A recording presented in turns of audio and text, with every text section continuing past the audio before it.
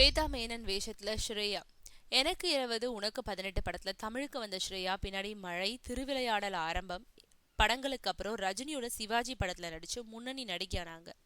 இருந்தாலும் அந்த இடத்தை அவங்களால நீண்ட காலம் தக்க வச்சுக்க முடியல. பின்னாடி விஜயோட அழகிய தமிழ் மகன் படத்துல நடிச்சதும் காணாம போயிட்டாங்க.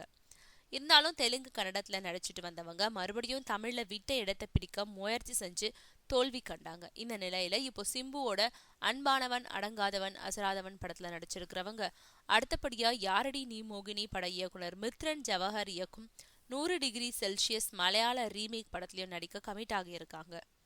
இந்த படத்துல மலையாளத்துல ஸ்வேதா மேனன் நடிச்ச வேஷத்துல நடிக்கிறாங்களாம் ஸ்ரேயா. அதனால நடிச்சிட்டு வரும் படங்களுக்கு அப்புறம் தமிழ்லயும் மேலும் புதிய படங்கள் கமிட் ஆகும்னு எதிர்பார்க்கும் அவங்க ஸ்ரேயா முதிர்ந்த நடிகைங்கிற மனோபாவத்துல இருக்கும் இயக்குனர்களோட மனநிலைய மாற்றும் முயற்சியா தன்னோட இளமையான புகைப்படங்களை கோலிவுட்ல உள்ள சில மேனேஜர்கள் மூலம் சுத்தல்ல விட்டு அவங்களோட கவனத்தை தன்னோட பக்கம் இழுத்துட்டு இருக்காங்க ஸ்ரேயா.